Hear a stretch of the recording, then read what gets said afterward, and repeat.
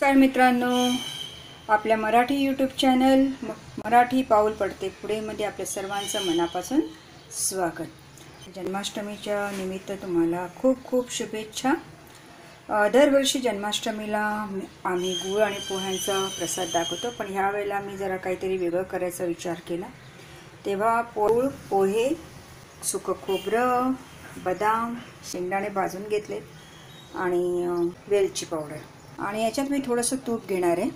आणि हे सगळं प्रकार मी आता ह्या वाटीच्या मापाने मी घेतले। तर 2 वाटी मी पोहे घेणार आहे आणि 2 वाटी पोह्याला मी 2 वाटी गोविंद लाडू मी बनवायला जात आहे। आणि कारण जन्माष्टमी आहे, गोविंद आहे, तेव्हा कृष्णाला आवडणारे गुळ पोह्यांचाच काहीतरी वेगळा प्रकार। चला तर बघूया आणि कृतीकडे जाऊया।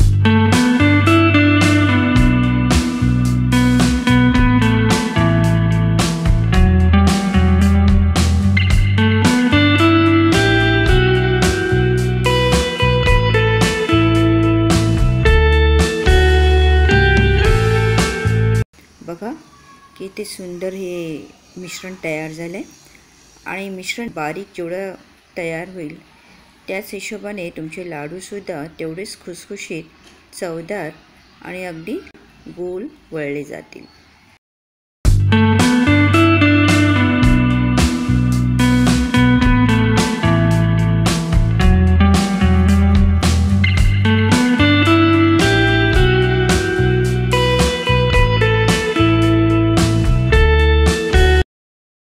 मित्रांनो, जन्माष्टमी म्हटली की गूळ खोबरं, पोहे आणि गूळ आणि सुंठवडा हा प्रसाद तर पाहिजेच पाहिजे। आणि त्याच्याचबरोबर जन्माष्टमीला कृष्णाला आवडणारी भाजी म्हणजेच शेगळ्याची भाजी। आहा हा हा, श्रावण महिन्यात शेगळ्याची भाजी आणि तीसुद्धा जन्माष्टमीला एक वेगळीच मजा असते। मला आठवतं आहे, मी लहान असताना माझी आई आणि माझे वडील हे दोघंही ज्या श्रद्धेने जन्माष्टमी साजरी करायची, एवढा परिवार मोठा असायचा की घरातली माणसं तर घरातली, पण बाहेरची लोकं एवढी यायची जन्माष्टमीला। पूर्ण सेक्शनमध्ये आमच्या घरात जन्माष्टमी साजरी होते हे लोकांना माहीत असायचं। तेव्हा दरवर्षी न चुकवता आमंत्रणाशिवाय आनंदाने जन्मोत्सव साजरा करायला यायचे।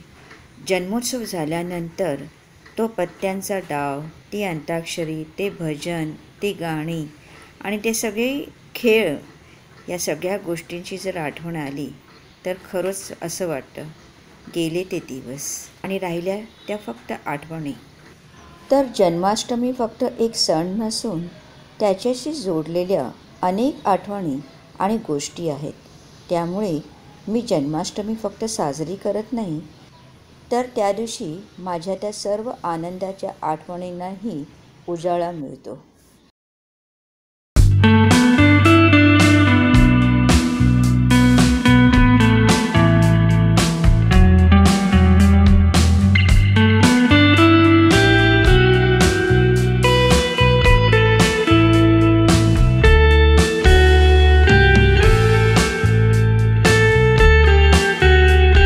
मित्रांनो, काळ्या वाटाण्याचा सांबार म्हणजे आपल्या मालवणी कुटुंबातली एक आवडतीच मेजवानी आहे। काळ्या वाटाण्याचा सांबार नसेल तर कुठल्याही सणाला मजा नसते। आज हे सगळे पदार्थ करताना जन्माष्टमीची पूजेची तयारीसुद्धा करायची आहे, पण काय करू, आनंदच एवढा आहे, शेवटी जन्माष्टमी आहे। जन्माष्टमीनिमित्त व्हॉट्सअपवर आज एक मेसेज आला होता। मला वाटलं की तुमच्याबरोबरसुद्धा शेअर करावा। कदाचित ह्याच्याचमुळे मला कृष्ण हा आवडतो आणि जन्माष्टमी मला आवडते। कृष्णाला बऱ्याच गोष्टी मिळाल्या नाहीत। त्याच्या जन्मानंतर तो लगेच आईवडिलांपासून वेगळा झाला। नंतर नंद यशोदा भेटले, पण आयुष्यातून तेही गेले। राधा गेली, गोकुळ गेलं, मथुरा गेली, त्याचं आयुष्यात काही ना काही निसटतच गेलं। कृष्णाने आयुष्यभर त्याग केला, तो पण अगदी आनंदाने। ज्याला कृष्ण समजला त्याच्या आयुष्याचा सोहळा झाला। आयुष्यात काही सोडावं लागलं तरीही समाधानी कसं राहायचं हे कृष्ण शिकवतो। कुरुक्षेत्रावरच्या कृष्णरीतीपेक्षा या गोष्टी जास्त व्याकुळ करतात। आयुष्यात बाकी काही जमलं नाही तरी कृष्ण बनून हातात निसटलेल्या गोष्टीचा, क्षणांचा, स्वप्नांचा, आठवणींचा सोहळा करता आला पाहिजे. पहिली शिवी दिल्यानंतर मुंडके छाटण्याची शक्ती असूनही आणखी 99 शिव्या ऐकण्याची क्षमता ज्याच्यात आहे तो कृष्ण आहे. सुदर्शन चक्रासारखे शस्त्र जवळ असूनही हातात नेहमी बासरी आहे तो कृष्ण आहे. द्वारकेसारखे वैभव असूनही सुदामासारखा मित्र आहे तर तो कृष्ण आहे. सर्व सामर्थ्यवान असूनही जो सारथी बनला तो कृष्ण आहे.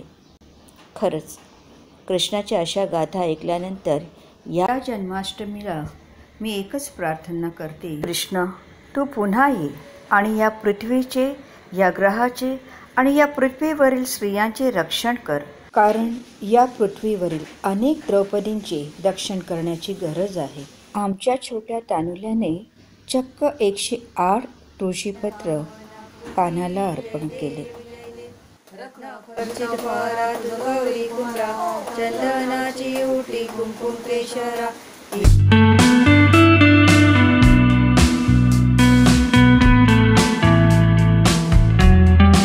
मित्रांनो, आजचा व्लॉग तुम्हाला कसा वाटला? लाईक, शेअर आणि कमेंट करून नक्की कळवा. व्हिडिओ आवडल्यास सबस्क्राईब करा. धन्यवाद.